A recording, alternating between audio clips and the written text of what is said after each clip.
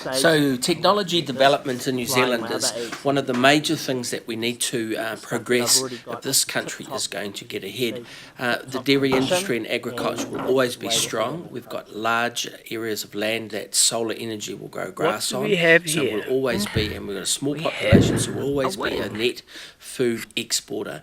However, we also have an option of sharing with the rest of the world innovation, and we've had some people in the past who've been notable. Rutherford, who did some early work on the structure of the atom. We've had people that have climbed Everest and gone to the South Pole, and Edmund Hillary using technology there, and other innovations that we have.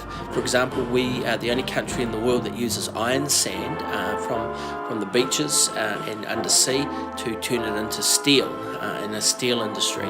So looking at the micro robotics future, and we're talking some of the most amazing changes in just absolutely amazing changes. Just as, I mean, the analogies come from insects.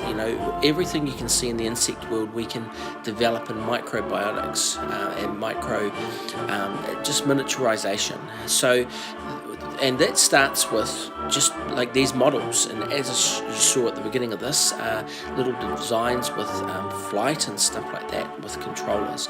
So I've just finished the Global Gaming Jam, and I've just finished the Google Coding Jam as well, and these are something that I'm experimenting with so that I can then teach others on how to do it. Raspberry Pi 1, Raspberry Pi 2, Raspberry Pi 3, they've come out. Well, great little sales things. They're about $50 each, but they plug into your HDMI TV, and they then are able to allow you to program in Python, and so I'm able to control the 40 GPIO pins. And that's incredible. That's where robotics start. So I suggested the other day of putting 40 of these pins up in a park setting at the local council area, and so there's a console where people can do a little bit of Python coding on a console, and it can actually move things.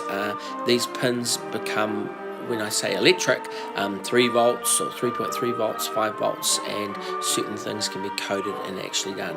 So rather than it being miniature and really tiny in that, bring it into a park size setting where we actually have a resistor or an LED, things you can hire, open up a shed, and people can actually sit down and program certain things. They can watch videos on what other people have done, a makerspace situation. So these are all some of the things that we can look into our new parks. But one of the biggest challenges we have is a lot of people don't know about these things in schools, and it's very difficult to train up people if they're busy lives and they're not interested into those areas. And then you get into the politicians. A lot of our politicians are elected, and they're not elected because of their abilities to do micro robotics and that sort of thing.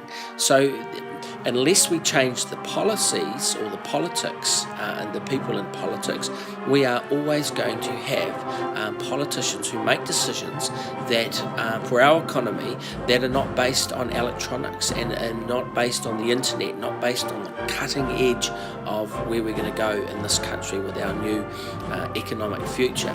And if we don't, then we're left behind, and we just become an exporter of logs. Logs grow for 35 years, we cut them down and put them on a ship and send them on. We're better than that, New Zealand. We've got so much to offer. So where are we going to get the political leadership to do that?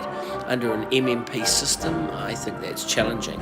So I feel at the local level, at the council level, with these council elections coming up, that's the way. So subscribe to hear more about this. Like if you think this is a good theme to talk about, and put some comments which I'll answer. But we really need to just grasp the future and develop it. Thank you very much. This recording was at the Waikato University. Thank you very much.